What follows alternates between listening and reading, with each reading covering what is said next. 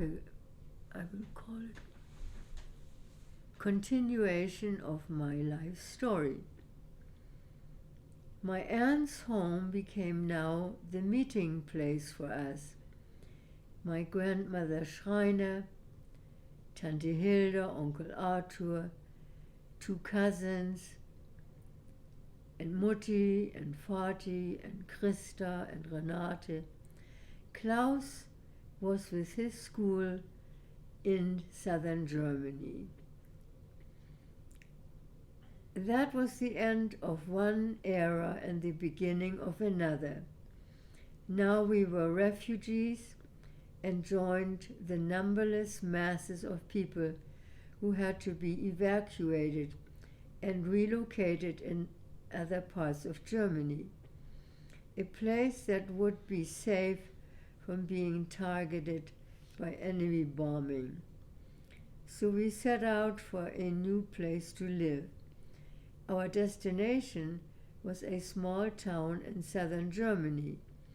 With my uncle, my father in uniform, which was often very helpful, my mother and aunt, 5 children, and my grandmother, 10 people in all, and we owned 11 pieces of funny-looking, assorted types of containers, luggage. It was not easy to travel from the north to the south. Sometimes railroad stations were destroyed or the tracks.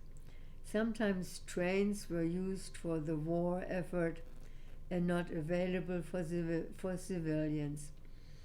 Instead of transferring from one train to another, we had to wait and spend nights on some railroad station floor covered with straw, trying to sleep. I remember so very well every time we transferred or had to wait. We counted 10 people, 11 pieces of luggage to make sure no one and no thing had been lost. We finally made it to the little town we had been assigned to, Kam in Oberpfalz, the place we would call our home for now. It was like starting a new life in a strange new country. In that part of Germany, they spoke a dialect that had to be learned like a new language. And when it came to a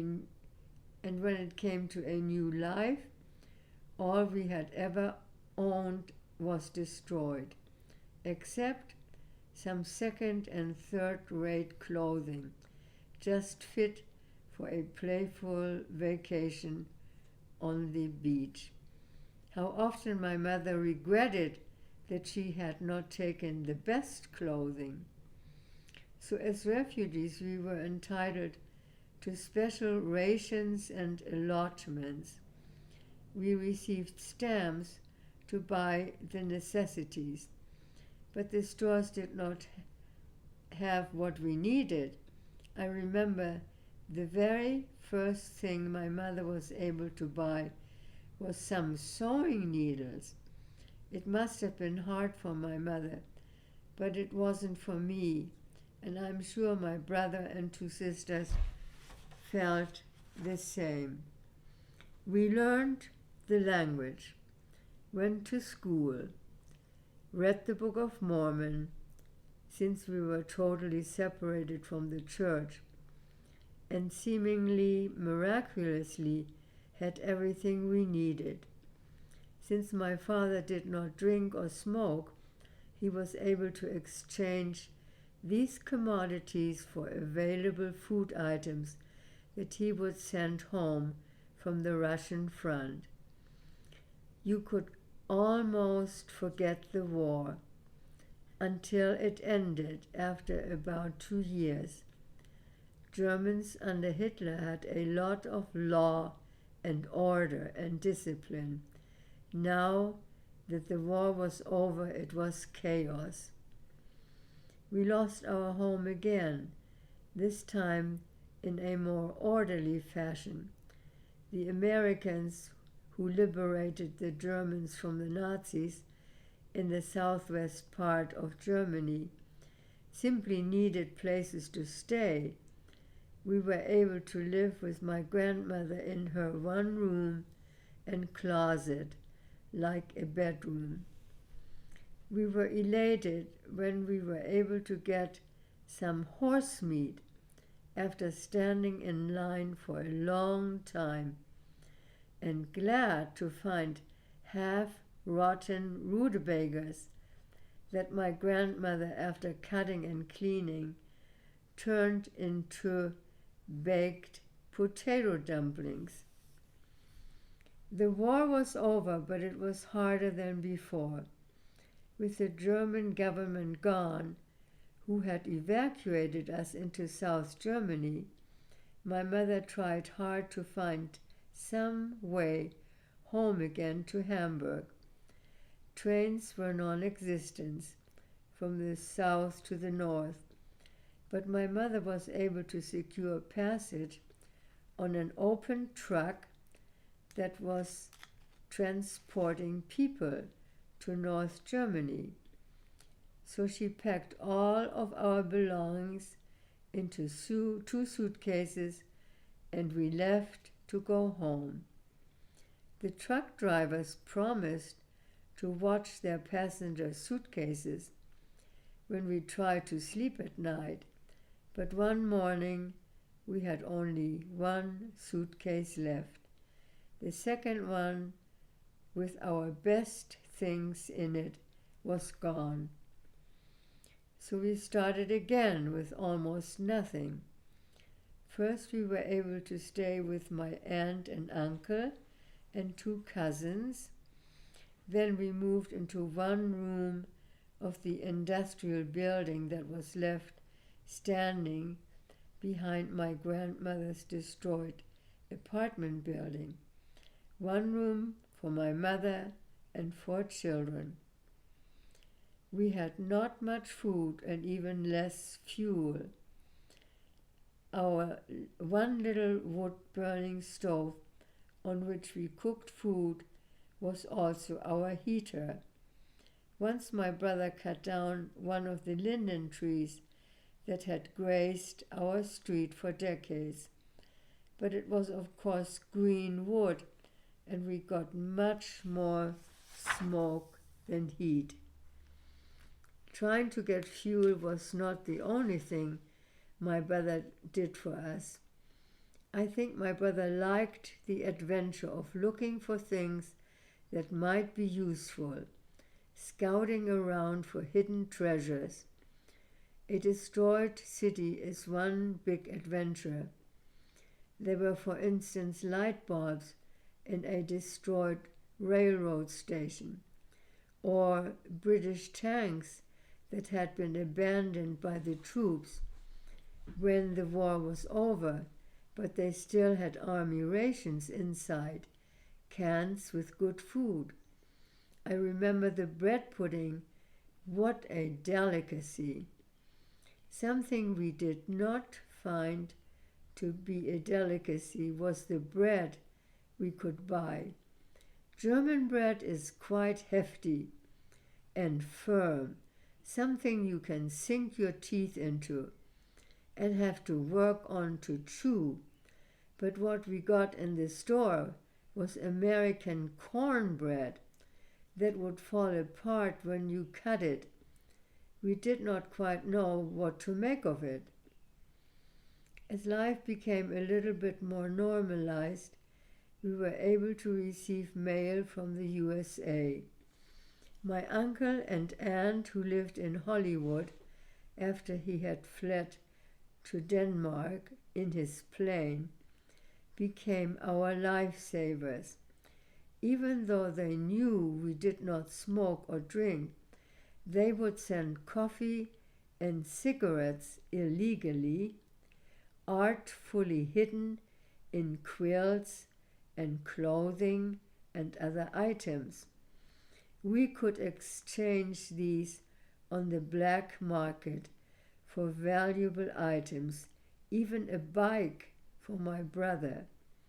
He would also take cigarettes and coffee, pedal into the outskirts of Hamburg, into rural and farm country, and trade or barter for produce and the like. That was a big help. Another miraculous blessing came from the saints in Holland to the saints in Hamburg. And what a miracle it was for the Dutch people who had suffered so much under German rule and occupation, even after the war was over, to send food to their enemy, herrings and potatoes. And the greatest help, of course, came from the saints in America. Canned peaches. How carefully my mother would count, cut, and divide them. And pork and beans. In DNC 89, we are counseled to eat meat sparingly, only in times of winter, cold, and famine. Well, that's what it was, all three. Even the water in our sacrament cups was frozen sometimes. So the welfare square cannery, instead of filling the cans with beans and a little bit of pork on top, would fill them with pork and a few beans on top. Oh, how my mother loved those cans. And then there was clothing and bedding. It is quite impossible to describe what a great, great gift it was for us. After years of having only the bare necessities, colorful, gorgeous, beautiful dresses, suits, shoes, and all the rest, I felt so elegant. I can still remember one suit and two dresses that I just loved. All the time, we had no idea whether my father was still alive, and if so, where he was. He had been on the Russian front during the war, and there was virtually no hope that we would ever see him again. All we heard was horror stories from Siberia. So, while we knew nothing about my father, he lived his own horror story, knowing full well what would await him in Russia. He tried to move as far and as fast as possible away from the east and towards the west, where the Americans had conquered Germany. But the Americans took their prisoners to France, which was Germany's arch enemy, very understandably so. Hitler had made an enemy out of every country in Europe and beyond. So the prisoners of war were treated like enemies. There was no food. Sometimes my father would get a hold on the barbed fence wire because he was so weak. Many of his comrades died. For their burial, prisoners were allowed to accompany them to the graveyard, a grim outing, but at least my father was able to leave the camp surrounded by barbed wire fence for a little while. My father started to write poems again. The chaplain of the prison camp became aware and asked my father to write for the burials, the Sunday services, and other occasions in exchange for some food. As sad as it is to realize that officers and chaplains had more food and didn't have to die. For my father, this injustice saved his life. And little by little, things became better. The prisoners were used to clean the area of mines that the Germans had planted during the war, and they received more food. Later, they were able to work for the farmers and ranchers in exchange for a daily meal. And finally, the Red Cross made it possible for the prisoners to write home, and we found out that my father was still alive. By now, we had improved our circumstances. We moved from one room to 2.5, but it was not without problems. A family with 2 children owned this 2-story house on the outskirts of Hamburg, and suddenly they were ordered by the government to give up their 2nd story to us. They always made us feel that we were intruders and had to be endured. While living in this house, one night when all were asleep, my mother heard little rocks being thrown at her bedroom window to wake her up. It was my father, home from the war, home from the prisoner of war camp, after being away from his family for 5 long, hard years. As if in celebration of this event, we had a district conference the next Sunday, at which President Benson met with us and sang, "I Am a Mormon Boy." Well, at this point, the war was really over, but we were not meant to live happily ever after in the 2nd story of this house. We wanted to live happily ever after in Zion, meaning Salt Lake City, Utah. To do that, we had to have a sponsor in the USA, an uncle in Ogden, and we had to apply for a visa and a quota number. By the end of 1950, our number was permitted to immigrate to the USA. But to our surprise, only the family without my brother and me. America did not want to invite Nazis into the country. That's very understandable.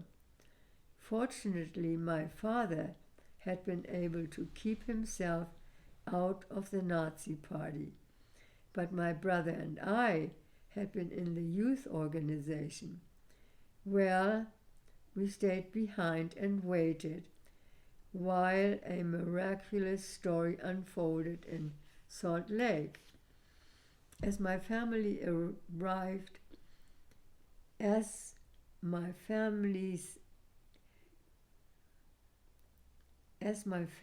arrival in Utah came closer, my uncle in Ogden, our sponsor, looked for an apartment in Salt Lake City and found one at 245 West and 4th South, the old 6th and 7th Ward. He visited the bishop of that ward, Thomas S. Monson, and told him about his brother's family and the place he had rented. I don't know how many days went by between that visit and the actual arrival. Enough days for a miracle. My family was greeted at the Greyhound bus station by my uncle and his wife and friends who had come from Hamburg long before the war. They were taken to this apartment, which they imagined belonged to one of their friends, and had a dinner in celebration of their safe arrival. I can imagine that my family was very tired by now, and my mother was really wondering where she could put her little children to sleep. She asked my uncle, and he handed her the key to the apartment in which they had spent the last few hours and said, "This apartment is yours." Why did my mother and father think it belonged to one of their friends? It was totally furnished.